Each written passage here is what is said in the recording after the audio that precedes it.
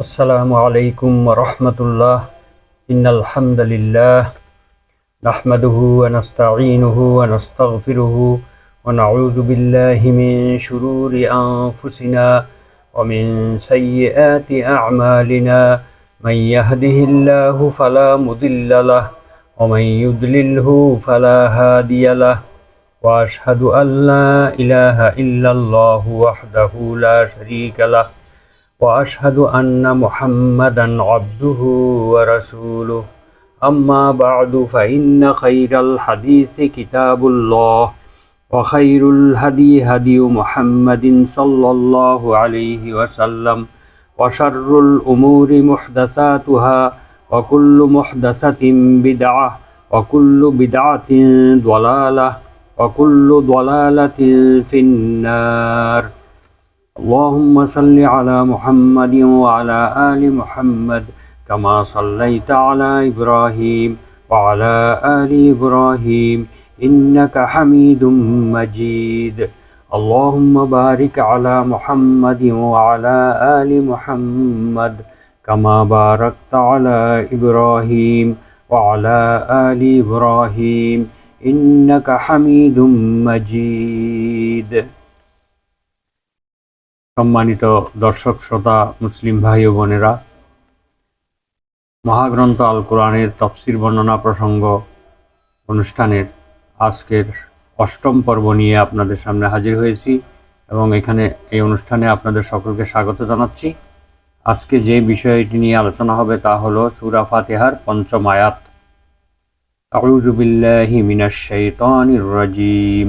বিসমিল্লাহির রহমানির রহিম। ইহদিনাস সিরাতাল মুস্তাকিম। সূরা ফাতিহা পঞ্চম আয়াত। এই আয়াতে অর্থ হলো, হে আমাদের প্রতিপালক, আপনি আমাদেরকে সরল সঠিক পথ প্রদর্শন করুন। আজকে এই আয়াতটির ব্যাখ্যা করা হবে ইনশাআল্লাহ। সুবহানাকা লা ইলমা লানা ইল্লা মা আল্লামতানা ইন্নাকা আনতাল আলিমুল হাকিম। হে আল্লাহ, আমাদের ততটুকুই জ্ঞান আছে যতটুকু আপনি আমাদেরকে দিয়েছেন। আপনি মহাপবিত্র। আপনি যতটুকু বলার তৌফিক দান করবেন ততটুকুই বলা যাবে।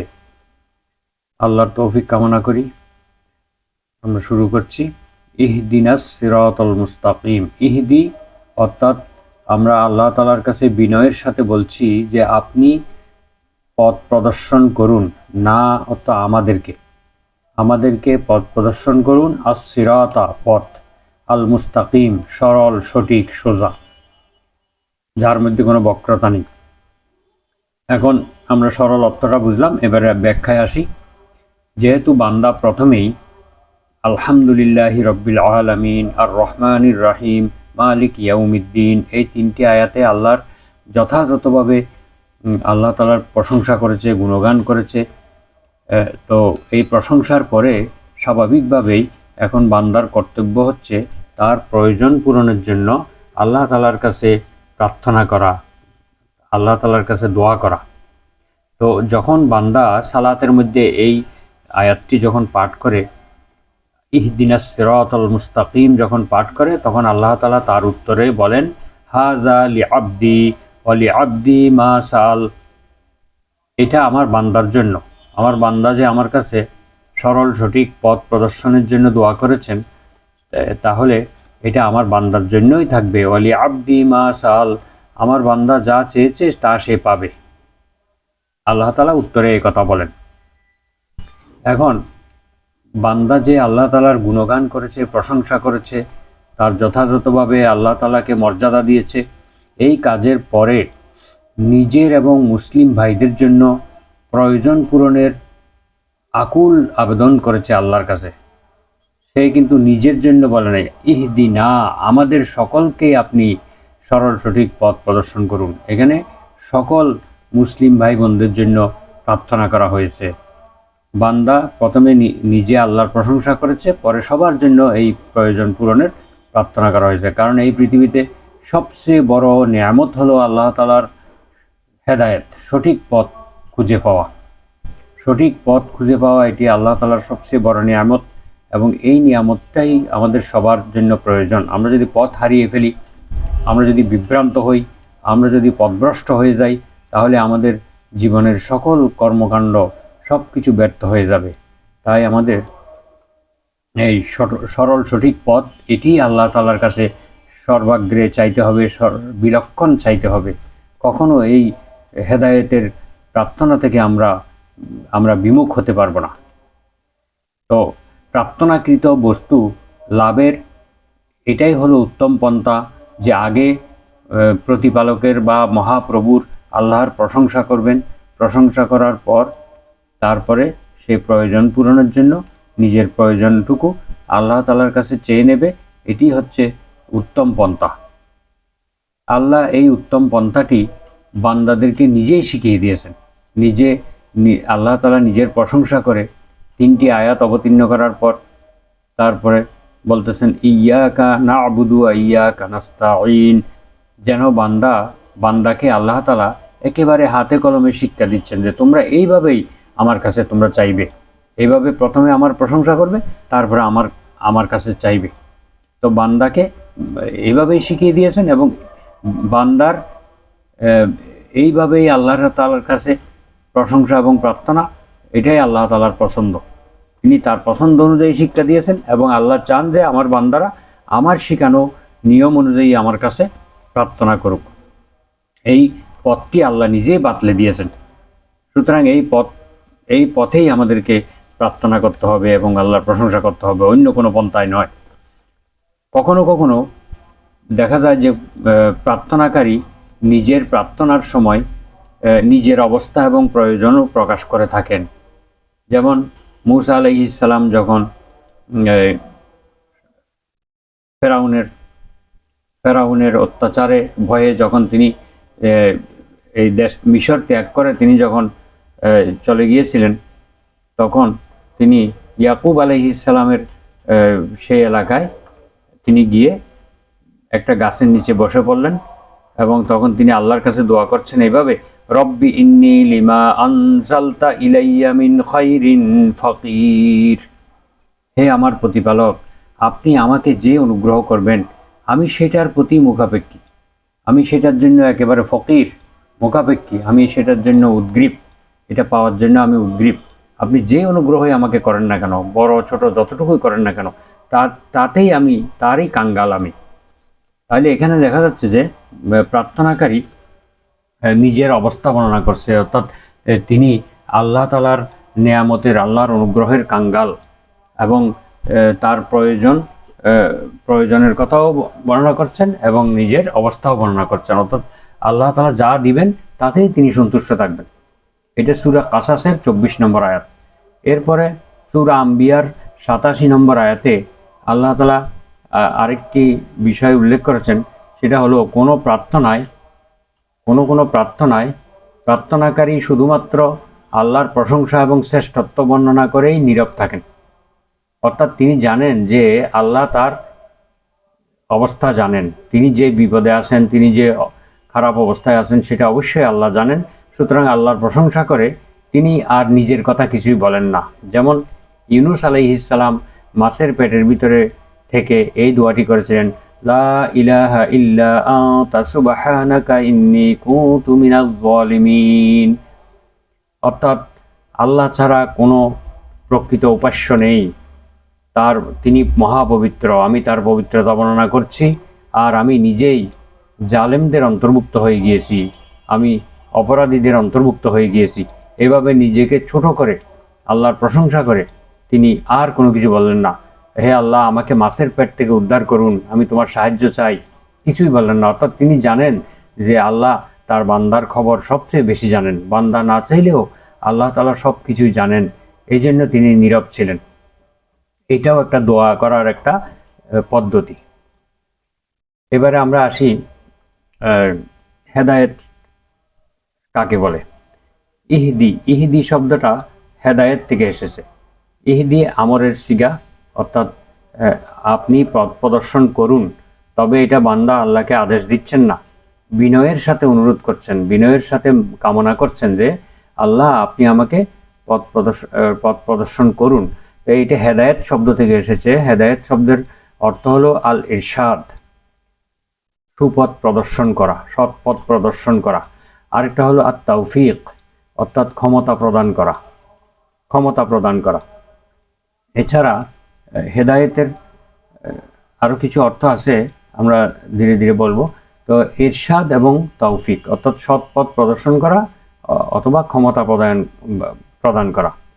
কখনো কখনো হেদায়েত শব্দটির পরে যদি ইলা শব্দ আসে, তখন এর অর্থ হবে, হেদায়েত শব্দের পরে যদি ইলা শব্দ আসে তখন অর্থ হবে পথ প্রদর্শন করা। আর হেদায়েত শব্দের পরে যদি ইলা শব্দ না আসে, আরবির ইলা শব্দ না আসে, তাহলে এর অর্থ হবে লক্ষ্যস্থলে পৌঁছিয়ে দেওয়া, পথ প্রদর্শন করে একেবারে লক্ষ্যস্থলে, গন্তব্যস্থলে পৌঁছিয়ে দেওয়া। আর এই দুইটা অর্থ দুইটি ক্ষেত্রে প্রযোজ্য হবে। যখন হেদায়েত আল্লাহ তাআলার দিকে সম্পর্কিত হবে, তখন সেখানে হেদায়েতের পরে ইলা শব্দ আসবে না, তখন এর অর্থ হবে পথ প্রদর্শন করে তাকে গন্তব্যস্থলে পৌঁছিয়ে দেওয়া। আর যখন হেদায়েত শব্দের পরে ইলা শব্দ আসবে, এবং তখন এর অর্থ হবে শুধুমাত্র পথ প্রদর্শন করা। আর এটি অন্য কোনো নবী রাসূল বা অন্য কোনো বান্দার কাজ। এটি বান্দার কাজ হলো, নবী রাসূলদের কাজ হলো পথ প্রদর্শন করা, আর আল্লাহ তাআলার কাজ হলো বান্দাকে একেবারে গন্তব্যস্থলে পৌঁছিয়ে দেওয়া। পথ প্রদর্শন তো করবেনই, একেবারে গন্তব্যস্থলে পৌঁছিয়ে দেওয়া, উদ্দিষ্ট স্থলে পৌঁছিয়ে দেওয়া, মঞ্জিলে মকসুদে পৌঁছিয়ে দেওয়া। তো হেদায়েতের এইগুলো হচ্ছে আরবি ব্যাখ্যা। এখন হেদায়েত কাকে বলে? ইবনে জারির তাবারি রাহিমাহুল্লাহ তার তাফসিরে উল্লেখ করেছেন, করুণা, মমতা, কল্যাণ কামনা, মঙ্গল কামনা সহ কাউকে যদি কল্যাণময় পথ দেখিয়ে দেওয়া হয়, অথবা তাকে তার উদ্দিষ্ট মঞ্জিলে, তার লক্ষ্যস্থলে পৌঁছিয়ে দেওয়া হয়, তাকে হেদায়েত বলা হয়। তো হেদায়েতের আমরা দুইটা অর্থ বর্ণনা করলাম। একটা হলো শুধুমাত্র পথ দেখানো, সেটি যখন বান্দার দিকে সম্পর্কিত হয়। কোনো বান্দা যদি হেদায়েত করেন বলে উল্লেখ করা হয়, তখন এর অর্থ হবে শুধু পথ প্রদর্শন। আর আল্লাহ তাআলা যখন হেদায়েত করেন, তখন হেদায়েতকে যখন আল্লাহর দিকে সম্পর্কিত করা হয়, তখন এর অর্থ হবে তাকে উদ্দিষ্ট স্থানে, তার লক্ষ্যস্থলে পৌঁছিয়ে দেওয়া। তো আমরা দুইটা ব্যাখ্যা করলাম। এখন আমরা এই উদাহরণ দেব যে কখন সেটা আল্লাহর দিকে সম্পর্কিত হলে কি হবে এবং বান্দার দিকে সম্পর্কিত কি হবে, এই সম্পর্কিত কয়েকটি আয়াত আমরা এখন উল্লেখ করব। হেদায়েত সম্পর্কে আল্লাহ তাআলা প্রথমে বলেন যে ওয়া হাদাইনাহুন নাজদাইন, সূরা বালাদের 10 নম্বর আয়াতে আমি মানুষকে দুটি পথ দেখিয়েছি, একটি সৎ পথ আর একটি হলো অসৎ পথ। দুটি পথই তাকে পরিষ্কার করে দিয়েছি, এখন সে যে কোনো একটি পথ গ্রহণ করতে পারে। তারপরে আল্লাহ তাআলা বলেন সূরা নাহালের 121 নম্বর আয়াতে ইজতাবাহু ওয়া হাদাহু ইলা সিরাতিম মুস্তাকিম, আল্লাহ তাআলা তাকে মনোনীত করে নিয়েছেন এবং তাকে হেদায়েত করেছেন সরল সঠিক পথের দিকে হেদায়েত করেছেন। তারপরে কিয়ামতের ময়দানে যখন অপরাধীরা, কাফের মুশরিকরা যখন জাহান্নামে যাওয়ার ফয়সালা হয়ে যাবে, তখন ফেরেশতাদেরকে আল্লাহ তাআলা নির্দেশ দিয়ে বলবেন ফাহাদুহুম ইলা সিরাতিল জাহিম, তাদেরকে তোমরা জাহিমের পথে, অর্থাৎ জাহান্নামের পথে তোমরা তাদেরকে নিয়ে যাও, তাদেরকে পরিচালিত করে দাও, চালিয়ে দাও। তাহলে এখানে সূরা সাফফাতের 23 নম্বর আয়াত এটি। এখানে হেদায়েত শব্দটি পরে যখন ইলা শব্দ এসেছে, তখন এর অর্থ হবে পথ দেখিয়ে দাও, অর্থাৎ এই লোকদেরকে তোমরা জাহান্নামের পথ দেখিয়ে দাও। তাহলে পথ দেখিয়ে দেওয়ার অর্থ আসবে এখানে। তারপরে আরেকটি আয়াতে এসেছে, আল্লাহ তাআলা বলেন যে ইন্নাকা লা তাহদি মান আহবাবতা ওয়ালাকিন্নাল্লাহা ইয়াহদি মান ইয়াশা, হে রাসূল আপনি যাকে পছন্দ করেন তাকে আপনি হেদায়েত করতে পারবেন না। ওয়ালাকিন্নাল্লাহা ইয়াহদি মান ইয়াশা, বরং আল্লাহ তাআলা যাকে ইচ্ছে তাকে সঠিক পথ প্রদর্শন করেন। এখানে অর্থ হবে আল্লাহ তাআলা তাকে লক্ষ্যস্থলে পৌঁছিয়ে দেন, হেদায়েত করে তাকে লক্ষ্যস্থলে পৌঁছিয়ে দেন। যেহেতু এটা আল্লাহর দিকে সম্পর্কিত হয়েছে, এখানে ইলা শব্দ ব্যবহার করা হয়নি। এরপরে আরেকটি আয়াতে রয়েছে সূরা কাসাসের 56 নম্বর আয়াত এটি। আরেকটি আয়াত হলো সূরা নিসার 68 নম্বর আয়াতে, ওয়ালা হাদাইনাহুম সিরাতাম মুস্তাকিমা, আমি অবশ্যই তাদেরকে হেদায়েত করব সরল সঠিক পথে, সরল সঠিক পথে হেদায়েত করব। এখানেও আল্লাহ তাআলার দিকে সম্পর্কিত হয়েছে, ইলা শব্দ ব্যবহার করা হয়নি। এর অর্থ হবে যে আমি তাদেরকে সরল সঠিক পথে হেদায়েত করে তাদেরকে গন্তব্যস্থলে পৌঁছিয়ে দেব। আল্লাহ তাআলা যেমন মহানবী সাল্লাল্লাহু আলাইহি ওয়াসাল্লামকে উদ্দেশ্য করে বলেছেন সূরা শুরার 52 নম্বর আয়াতে, ওয়া ইন্নাকা লাতাহদি ইলা সিরাতিম মুস্তাকিম, নিশ্চয়ই আপনি তাদেরকে সরল সঠিক পথের দিকে পথ প্রদর্শন করছেন। এখানে এই সম্বোধন করা হয়েছে মহানবী সাল্লাল্লাহু আলাইহি ওয়াসাল্লামকে, এখানে ইলা ব্যবহার করা হয়েছে। লাতাহাদি ইলা, ইলা শব্দের অর্থ হলো দিকে, আরও অনেক অর্থ আছে, তো এখানে দিকে অর্থাৎ সরল সঠিক পথের দিকে আপনি তাদেরকে হেদায়েত করছেন। তাহলে এখানে হেদায়েত করা অর্থ হলো পথ দেখিয়ে দেওয়া, আল্লাহর পথ দেখিয়ে দেওয়া, হেদায়েত করা, পথ দেখিয়ে দেওয়া। যে কোনো রাস্তা দেখিয়ে দেওয়াকেও হেদায়েত বলা হয়, কিন্তু ইসলামী শরীয়তের পরিভাষায় আল্লাহর পথ দেখিয়ে দেওয়া। তাহলে আমরা হেদায়েত সম্পর্কে জানতে পারলাম, দুইটি অর্থ জানতে পারলাম। এবার আস-সিরাতুল মুস্তাকিমের ব্যাখ্যা। সিরাত শব্দের অর্থ হলো পথ, রাস্তা, পরিষ্কার রাস্তা, সুস্পষ্ট রাস্তা, সরল রাস্তা। আস-সিরাত আল মুস্তাকিম মানে বরাবর, সহজ, সরল, পরিষ্কার, যার মধ্যে কোনো অংশই বাঁকা নয়, স্ট্রেট ফরওয়ার্ড যাকে বলা হয়, স্ট্রেট ফরওয়ার্ড রোড, যেটা একেবারে সোজা, কোনো আঁকা বাঁকা নেই, কোনো বক্রতা নেই। যেমন আল্লাহ তাআলা বলেন ওয়ালাম ইয়াজআল লাহু ইওয়াজা, আমি এর মধ্যে কোনো বক্রতা রাখিনি। দ্বীনের মধ্যে, ইসলামের মধ্যে, কোরআনের মধ্যে আল্লাহ কোনো বক্রতা রাখেননি, একেবারে সহজ সরলভাবে বর্ণনা করেছেন।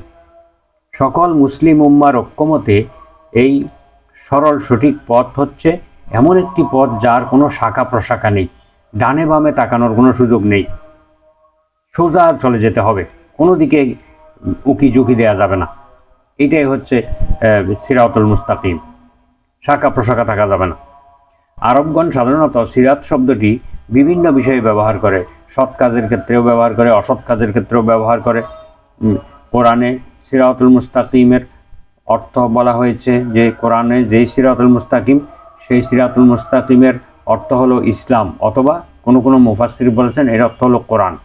অর্থাৎ ইসলাম হচ্ছে একেবারে সহজ সরল একটি পথ আল্লাহকে পাওয়ার জন্য, এবং এটাই একমাত্র পথ। আল্লাহ বলছেন ইন্নাদ-দীনা ইনদাল্লাহিল ইসলাম, সূরা আলী ইমরানের 19 নম্বর আয়াত এটি, যে এখানে বলা হয়েছে আল্লাহ তাআলার কাছে একমাত্র রাস্তা হলো, একমাত্র পথ হলো ইসলাম, আল্লাহকে পাওয়ার একমাত্র পথ হলো ইসলাম।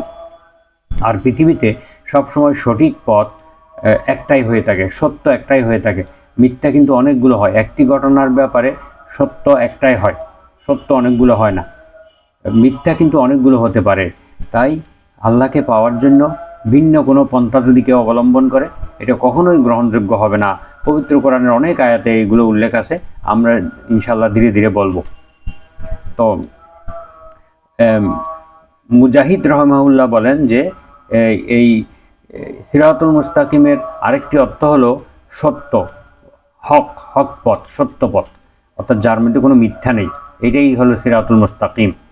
আল্লাহ তাআলা সিরাতুল মুস্তাকিমের একটা দৃষ্টান্ত দিয়েছেন হাদিসে কুদসির মধ্যে।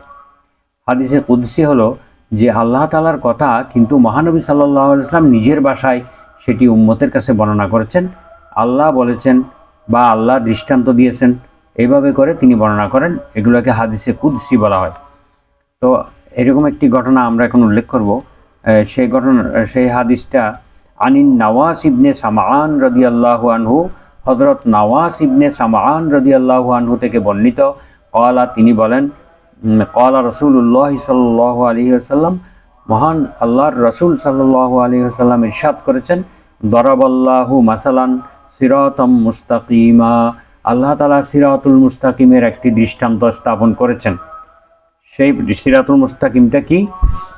ওয়া আলা জাম্বাতাই সিরাতি সাওরান, সিরাতুল মুস্তাকিমটা এমন একটি পথ যার দুই পাশে দুইটি দেওয়াল রয়েছে, দুইটি ওয়াল রয়েছে, দুইটা ওয়ালের মধ্যবর্তী স্থান দিয়ে রাস্তা। তো ফিহিমা আবওয়াবুন মাফতুহাতুন, কিন্তু ওই দুই দেওয়ালের মধ্যে অনেকগুলো দরজা আছে, যে দরজাগুলো একেবারে খোলা রয়েছে। একটি রাস্তা, যেটা মনে করুন একটি রাস্তা পূর্ব থেকে পশ্চিম দিকে চলে গেছে, এখন এর উত্তর পাশে একটি দেওয়াল রয়েছে, দক্ষিণ পাশে একটি দেওয়াল রয়েছে। এই দুইটি দেওয়ালের মধ্যে অসংখ্য দরজা রয়েছে, যে দরজাগুলো একেবারে খোলা রয়েছে। ওয়া আলাল আবওয়াবি সুতুরুন মুরখাতুন, আর প্রত্যেকটি দরজার মধ্যে একটি করে পর্দা ঝুলানো আছে।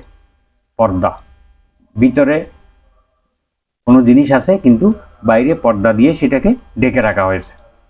ওয়া আলা বাবিস সিরাতে দাইন ইয়াকুল, আর ওই রাস্তার মাথায়, রাস্তার একদম গেটের মধ্যে একজন আহ্বানকারী আছে, একজন দায়ী আছে, আহ্বানকারী আছে। তিনি বলতেছেন, ইয়া আইয়ুহান নাস, হে মানব মণ্ডলী, উদখুলুস সিরাতা জামিআন, তোমরা সকলে এই রাস্তায় প্রবেশ করো। এইটা একেবারে সহজ সরল পথ, এই রাস্তায় তোমরা সকলে প্রবেশ করো। ওয়ালা তাউজু, আর কখনো তোমরা আঁকা বাঁকা পথে যেও না, তোমরা এদিক সেদিক উকি ঝুঁকি মেরো না, একেবারে সোজা চলে আসো, ডানে বামে তাকাবে না, বক্রতা অবলম্বন করবে না। ওয়াই হাকা, ওয়ালা তাউজু, তোমরা কোনো বক্র পথ অবলম্বন করবে না, ডানে বামে তাকাবে না, অন্য কোনো দিকে যাবে না। ওয়াদাইন ইয়াদউ মিন ফাওকিস সিরাত, আরেকজন আহ্বানকারী যে রাস্তার উপরের দিক থেকে সেই আহ্বান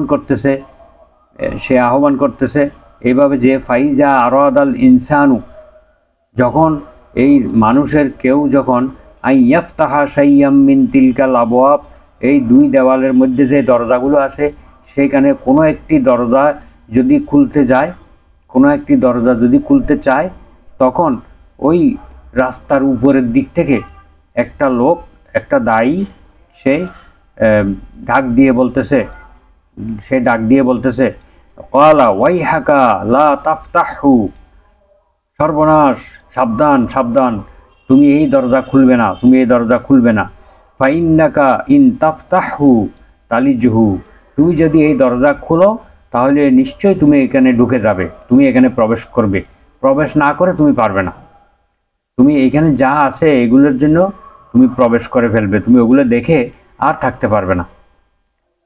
তো সাবধান, তুমি এই দরজা খুলবে না, যদি তুমি দরজা খোলো তাহলে নিশ্চিতভাবে তুমি এখানে প্রবেশ করে ফেলবে। ফাসসিরাতু আল ইসলাম, এইবার মহানবী সাল্লাল্লাহু আলাইহি ওয়াসাল্লাম এই হাদিসে কুদসির আল্লাহ তাআলার এই বর্ণনার ব্যাখ্যা করতেছেন আল্লাহ রাসূল। এখানে যে হাদিসের সিরাত বলা হয়েছে, রাস্তা বলা হয়েছে, সেই রাস্তাটার নাম হচ্ছে ইসলাম। ওয়াস সাওরানে হুদুদুল্লাহ, আর রাস্তার দুই পাশে যে দুইটি দেওয়াল রয়েছে, এই দেওয়াল দুইটা হলো আল্লাহ তাআলার সীমারেখা। আল্লাহ তাআলা প্রত্যেকটা জিনিসের একটি সীমা নির্ধারণ করে দিয়েছেন, এই সীমার বাইরে যাওয়া যাবে না, সীমার ভিতরে থাকতে হবে। এই দুইটা দেওয়াল হচ্ছে সীমারেখা, এই দেওয়ালের কাছেও যাওয়া যাবে না, কারণ সীমারেখা এমন একটা জিনিস যে এটার কাছে যদি কেউ একেবারে সীমার কাছাকাছি চলে যায় তাহলে সে কিন্তু সীমা লঙ্ঘন করার সম্ভাবনা থাকে। মনে করুন আমরা কোনো পশুকে যদি কোনো চারণভূমিতে নিয়ে যাই, সেখানে প্রত্যেক জমির মালিকের আলাদা আলাদা জমির আইল থাকে।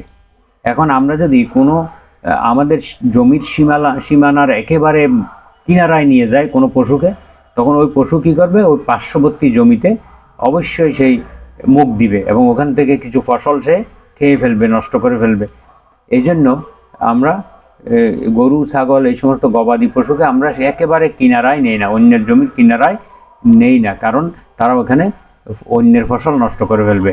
ঠিক তদ্রূপ মানুষও যখন আল্লাহ তাআলার নির্দিষ্ট সীমারেখার একেবারে কিনারে চলে যায়, তখন কিন্তু সে ওই সীমারেখা লঙ্ঘন করার একটা মারাত্মক একটা মানে সম্ভাবনা থেকে যায়, একটা চরম সম্ভাবনা থেকে যায় যে সে সীমা লঙ্ঘন করবে। আসলে তাই হয়। এই জন্য বলছে এই দেওয়াল দুটি হচ্ছে আপনার হুদুদুল্লাহ। হদ মানে হলো সীমা, হুদুদুন মানে সীমারেখা, আল্লাহ তাআলার কতগুলো সীমারেখা এই দেওয়াল দুটা। ওয়াল আবওয়াবুল মুফাত্তাহাতু মাহারিমুল্লাহ। আর এই দেওয়ালের মধ্যে যে খোলা দরজাগুলো আছে, এই প্রত্যেকটি দরজা হলো আল্লাহ তাআলার নিষিদ্ধ বিষয়, মাহারিমুল্লাহ, আল্লাহর হারাম বিষয়। এই দরজাগুলোর মধ্যে সব হারাম জিনিসগুলো রয়েছে। ওয়াযালিকা দাঈ আলা রাসিস সিরাত, রাস্তার মাথায় অর্থাৎ গেটের মধ্যে দাঁড়াইয়া যেই আহ্বানকারী আহ্বান করতেছে যে তোমরা সবাই এই রাস্তা দিয়ে ঢুকো, এদিকে আঁকা বাঁকা কোনো পথে যেও না, এই আহ্বানকারীটা হচ্ছে কিতাবুল্লাহ, এটা হচ্ছে আল্লাহর কিতাব অর্থাৎ কোরআন। আল্লাহর কিতাব কোরআন আমাদেরকে ডেকে ডেকে বলতেছে তোমরা এই সরল সঠিক পথেই চলো, ডানে বামে যেও না, তুমি অন্য কোনো পথে উকি ঝুঁকি দিও না, এই পথেই চলো। তাহলে কোরআন কিভাবে ডাকে আমাদেরকে? অর্থাৎ কোরআনের কথা যারা বলে তারা তো তাদের কথাটা কোরআনের কথাই, অর্থাৎ কোরআনে ডাকার কথা একই বিষয়। কোরআন আমাদেরকে আহ্বান করতেছে মানে হলো কোরআনের কথা যারা বলে তারাই আমাদেরকে আহ্বান করতেছে, কোরআনের কথা আমাদের সামনে তুলে ধরতেছে। আমরা যদি সেটা না শুনি তাহলে আমরা ওই হারামের মধ্যে পড়ে যাব, আল্লাহর সীমা লঙ্ঘন করব। এই জন্য সেই কোরআন আমাদেরকে সবসময় সতর্ক করতেছে, খবরদার তুমি দরজার কাছে যেও না, গেলে তুমি ঢুকে যাবে। এরপরে ওয়াদ-দাঈ মিন ফাওকিস সিরাত, রাস্তার উপরের দিক থেকে যেই একজন আহ্বানকারী, উপরের মাথার উপরের দিক থেকে একজন আহ্বানকারী যে সারাক্ষণ ডাকতেছে, সেটা হলো ওয়াইজুল্লাহি ফি কলবি কুল্লি মুসলিম। প্রত্যেক মুসলমানের অন্তরে যে একটা নসিহাতকারী আছে, উপদেশকারী আছে, অর্থাৎ তার যে একটা বিবেক আছে, এই বিবেকটা হলো তার আহ্বানকারী, অর্থাৎ রাস্তার উপরের দিক থেকে আহ্বানকারী। অর্থাৎ অদৃশ্য থেকে আপনার বিবেক আপনাকে নিষেধ করে। যে কোনো মানুষ কিন্তু প্রথমবার অপরাধ করার সময় তার বিবেক অবশ্যই প্রকম্পিত হয়, তার বিবেক নাড়া দেয়। সে এই খারাপ কাজটা করতেছে, কখন কয়েকবার করে ফেললে তখন সে বেপরোয়া হয়ে যায়। এই জন্য প্রত্যেক মানুষের বিবেক কিন্তু খারাপ কাজ করার আগে তাকে নসিহত করে, তার ভিতরে একটা ভাবনা চিন্তা ভাবনা জাগায়, তার মধ্যে একটা অনুশোচনা জাগ্রত করে দেয় যে এই কাজটা করা ঠিক হবে কিনা, এই কাজটা করা ঠিক হবে না। সেই অন্তরের উপদেশ সে লঙ্ঘন করবে যখন সেই এই দরজা দিয়ে ঢুকে যাবে। দরজা দিয়ে যদি ঢুকে যায় তাহলে সে কি করবে? সে এই সীমা লঙ্ঘন করে ফেলবে। এই জন্য এই সীমা লঙ্ঘন করা যাবে না, সরল সঠিক পথের উপরে থাকতে হবে। একটি অনন্য সুন্দর একটি দৃষ্টান্ত আল্লাহ তাআলা দিয়েছেন, যেটা মহানবী সাল্লাল্লাহু আলাইহি ওয়াসাল্লাম ব্যাখ্যা করেছেন। এবারে আমরা আসি মুমিনরাই হেদায়েতের আবেদন জানায়। এইখানে এই যে ইহদিনাস সিরাতাল মুস্তাকিম, এটা কে বলতেছে? মুমিনরাই, যারা আল্লাহর প্রতি বিশ্বাসী, মুসলিম, সালাত আদায় করতেছে, তারাই তো এই কথাটা বলতেছে। এখন প্রশ্ন হলো যে মুমিনরা তো হেদায়েতের উপর আছেই, তারা তো হেদায়েত পেয়েই গেছে, হেদায়েত পেয়েই তো তারা আল্লাহর ইবাদত করতেছে, আল্লাহর কাছে প্রার্থনা করতেছে। তাহলে এই কেন এখানে কেন সে আবার আল্লাহর কাছে হেদায়েতের প্রার্থনা করতেছে? সালাতের বাইরে আমরা যে হেদায়েত চাই, এটা চাওয়ার দরকারটা কি? তো উদ্দেশ্য হলো হেদায়েতের উপর, এর উত্তর হলো যে হেদায়েত চাওয়া মানে এই হেদায়েতের উপরে স্থির থাকা, হেদায়েতের উপরে অবিচল থাকা, অর্থাৎ হেদায়েতের উপরে অটল থাকা। এবং হেদায়েতের উপরে অটল থাকতে গেলে নিজের ইচ্ছায় পারা যাবে না, এটা আল্লাহর কাছ থেকে তৌফিক চাইতে হবে। অর্থাৎ ইহদিনাস সিরাতাল মুস্তাকিম, অর্থাৎ আল্লাহ আপনি আমাদেরকে হেদায়েতের উপরে স্থির থাকার তৌফিক দান করুন, সর্বদা এটা চাইতে হবে। কারণ যে কোনো মুহূর্তে শয়তান আমাদেরকে ধোঁকা দিয়ে দিতে পারে, আমাদেরকে পথভ্রষ্ট করে ফেলতে পারে। এই জন্য প্রতিটা সালাতের প্রতিটি রাকাতে আমাদেরকে এই দোয়াটি করতে হয়, সূরা ফাতিহা পড়তে হয়, অর্থাৎ হেদায়েত চাইতে হয়। কারণ হেদায়েত থেকে বিচ্যুত হওয়ার সমূহ সম্ভাবনা সবসময় আমাদের সামনে রয়েছে। বান্দা প্রতি মুহূর্তে আল্লাহর প্রতি মুখাপেক্ষী এবং আশাবাদী থাকে। তার নিজের লাভ ক্ষতির মালিক সেই নিজেই নয়, সেই সব কিছুর জন্য আল্লাহর কাছেই চাইতে হবে তাকে। হেদায়েতের উপরে স্থির থাকা, হেদায়েত পাওয়া এবং হেদায়েতের উপরে অটল অবিচল থাকা, এটা আল্লাহর সাহায্য ছাড়া কখনো সম্ভব নয়। এই জন্য আল্লাহ তাআলা এটা আমাদেরকে শিখিয়ে দিয়েছেন। যেমন পবিত্র কোরআনের একটি আয়াতে রয়েছে, ইয়া আইয়ুহাল্লাযীনা আমানু আমিনু বিল্লাহি ওয়া রাসূলিহি ওয়াল কিতাবিল্লাযী নাযালা আলা রাসূলিহি ওয়াল কিতাবিল্লাযী আনজালা মিন ক্বাবল। সূরা নিসা আয়াত 136। আল্লাহ তাআলা বলতেছেন, হে ঈমানদারগণ, তোমরা ঈমান আনো আল্লাহর প্রতি, রাসূলের প্রতি এবং সেই কিতাবের প্রতি যেই কিতাবটি মহানবী সাল্লাল্লাহু আলাইহি ওয়াসাল্লাম এর উপরে অবতীর্ণ হয়েছে, এবং ওই কিতাবের উপরেও তোমরা ঈমান আনো যে কিতাবগুলো তোমাদের পূর্বে অবতীর্ণ হয়েছে, অন্যান্য নবীদের উপর অবতীর্ণ হয়েছে। তাহলে এখানে একটু দেখুন যে আল্লাহ বলছেন যে হে ঈমানদারগণ, তোমরা ঈমান আনো। তাহলে যারা ঈমানদার তাদের আবার ঈমান আনার দরকার কি? এটা হলো, এর অর্থ হবে যে ঈমানের উপরে অটল থাকো। যেহেতু তারা আগে থেকে ঈমানদার, তখন এটার অর্থ হবে তোমরা ঈমানের উপরে অটল থাকো, স্থির থাকো, সন্দেহহীনভাবে থাকো, দ্বিধাহীনভাবে থাকো, অনড় থাকো, অবিচল থাকো, এটাই হবে অর্থ।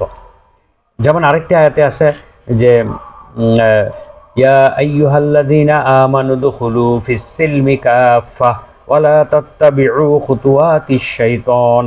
হে ঈমানদারগণ, তোমরা ইসলামে পরিপূর্ণভাবে প্রবেশ করো, তোমরা ইসলামে পরিপূর্ণভাবে প্রবেশ করো, শয়তানের পদাঙ্ক অনুসরণ করো না। এখানেও এই আয়াতের অর্থ তাই হবে যে যারা ঈমানদার তাদেরকে আল্লাহ বলতেছেন যে তোমরা ইসলামে পরিপূর্ণভাবে প্রবেশ করো, অর্থাৎ ইসলামী বিধিবিধানগুলোকে তোমরা আঁকড়ে ধরো, এগুলো নিয়ে তোমরা অবিচল থাকো, এখানে কোনো অবহেলা করবে না, অমনোযোগী হবে না, ইসলামের প্রতি সবসময় তোমরা মনোনিবেশ করে রাখবে, কোনোভাবেই তোমরা এর থেকে বিচ্যুত হবে না, অবিচল থাকবে। আরেকটি আয়াতে আল্লাহ বলছেন, রব্বানা লা তুজিগ কুলুবানা বাদা ইয হাদাইতানা ওয়া হাব লানা মিন লাদুনকা রাহমা ইন্নাকা আনতাল ওয়াহ্হাব। আল্লাহ তাআলা বলছেন, হে আমার, তোমরা এইভাবে আমার কাছে দোয়া করো যে হে আমার প্রতিপালক, লা তুজিগ কুলুবানা, আপনি আমাদের অন্তরগুলোকে বক্র করবেন না, বাদা ইয হাদাইতানা, আপনি আমাদেরকে হেদায়েত দেওয়ার পরে, আমাদেরকে সঠিক পথ প্রদর্শন করার পরে আপনি আমাদের অন্তরকে বক্র করে দিয়েন না, বাঁকা করে দিয়েন না, বিকৃত করে দিয়েন না। বাদা ইয হাদাইতানা ওয়া হাব লানা মিন লাদুনকা রাহমা, আপনার পক্ষ থেকে আমাদের জন্য রহমত দান করুন, আমাদেরকে দয়া করুন। ইন্নাকা আনতাল ওয়াহ্হাব, আপনি সবচেয়ে বড় দানশীল, দয়ালু। তাহলে এখানে এই আমাদের অন্তর কিন্তু যে কোনো সময় বক্র হয়ে যেতে পারে, শয়তানের ধোঁকায় পড়ে যেতে পারি। এই জন্য প্রতিনিয়ত আল্লাহর কাছে হেদায়েত কামনা করতে হবে। হেদায়েত হচ্ছে মানুষের জীবনের, একজন মুমিনের জীবনের সবচেয়ে মূল্যবান সম্পদ। হেদায়েত থেকে বিচ্ছিন্ন হয়ে গেলে আমাদের আর কিছুই থাকবে না, আমাদের আর কোনো অস্তিত্বই থাকবে না, আল্লাহ তাআলার সাথে আমাদের কোনো সম্পর্কই থাকবে না। সূরা আলী ইমরানের 8 নম্বর আয়াতে এই দোয়াটি আল্লাহ শিক্ষা দিয়েছেন। তাহলে এর অর্থ কী হবে? ইহদিনাস সিরাতাল মুস্তাকিম, অর্থাৎ আপনি আমাদের সিরাতুল মুস্তাকিমের উপর অবিচল রাখুন, অটল রাখুন, স্থির রাখুন, আর আমাদেরকে এই সিরাতুল মুস্তাকিমের পথ থেকে কখনো আপনি অপসারণ করবেন না, আমাদেরকে এখান থেকে বিচ্যুত করবেন না। এই দোয়ার অর্থ হবে এইটাই। তো সূরা মারিয়ামের 36 নম্বর আয়াতে আল্লাহ তাআলা বলছেন সিরাতুল মুস্তাকিম কোনটা, তা বলছেন যে আল্লাহ অনেকগুলো আয়াতে সিরাতুল মুস্তাকিমের কথা বলেছেন।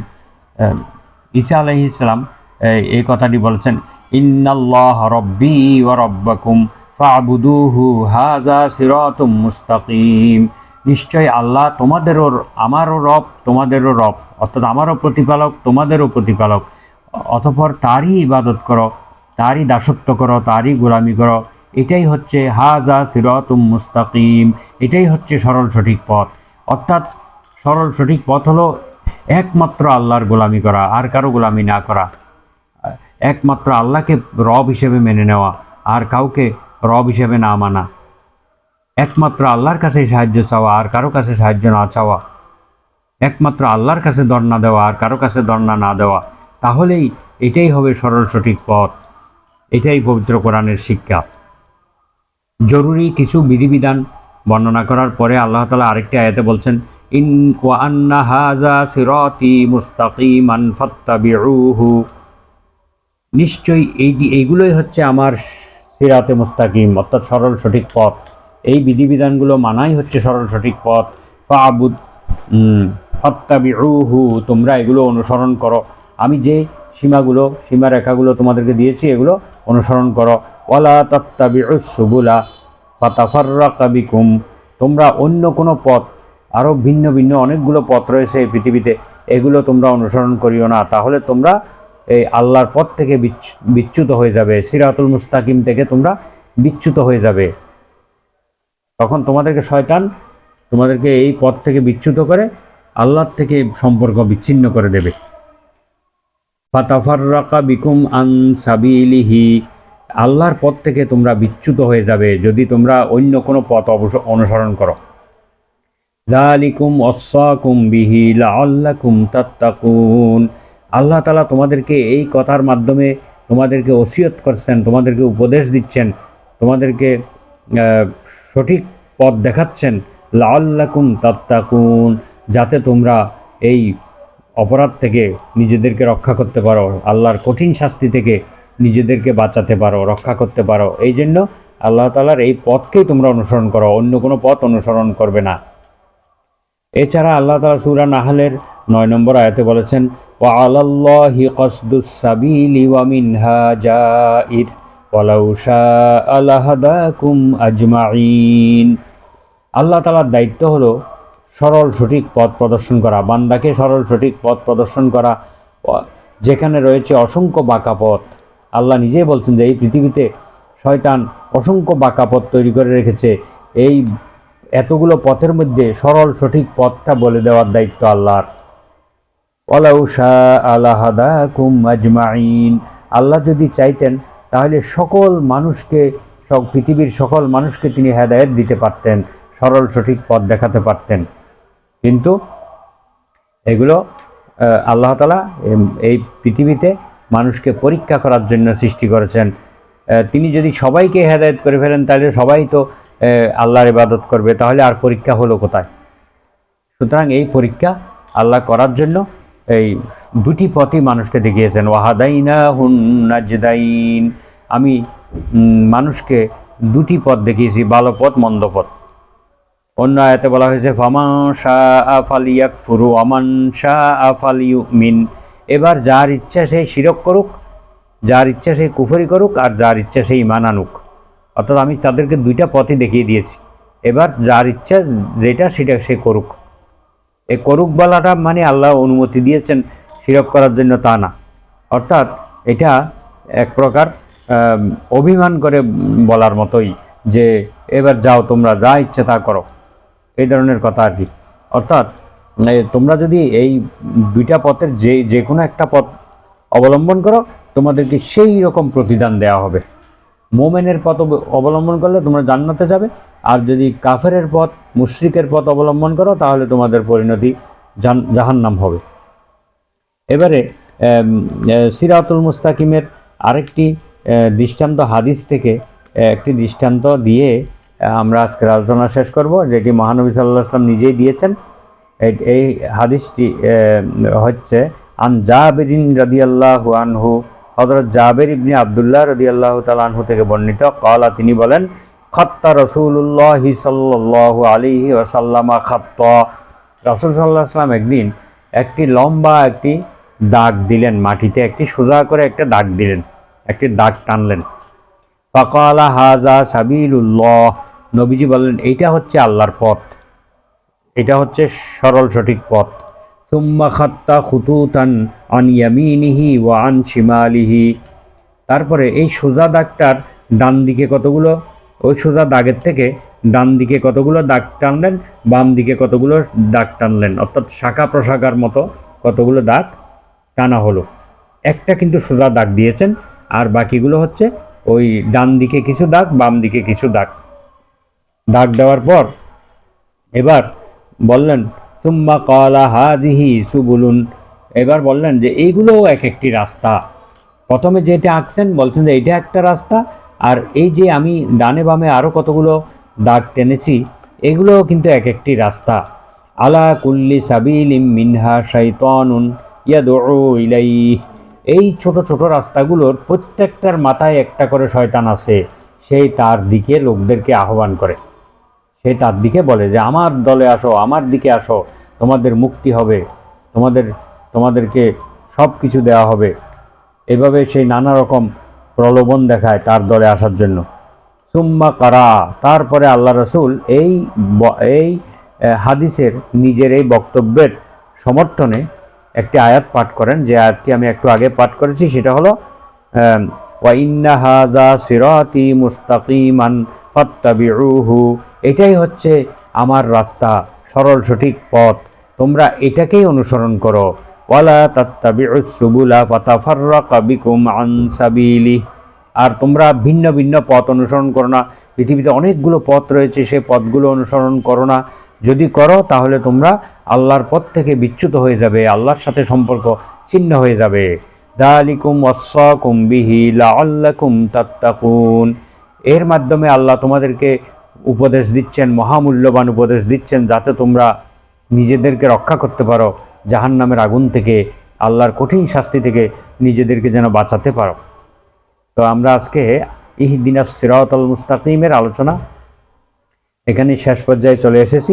তো আজকে মূল কথা হলো যে আমরা আল্লাহ তাআলার কাছে যে হেদায়েত চাই সেটা হলো, যদি আমরা মোমেন হয়ে থাকি তাহলে আমাদের এই হেদায়েতের অর্থ হবে আল্লাহ আপনি আমাদেরকে এই আপনার সরল সঠিক পথের উপরে অবিচল রাখুন, আমাদেরকে স্থির রাখুন, আমাদেরকে কখনো এই পথ থেকে বিচ্যুত করে দিবেন না।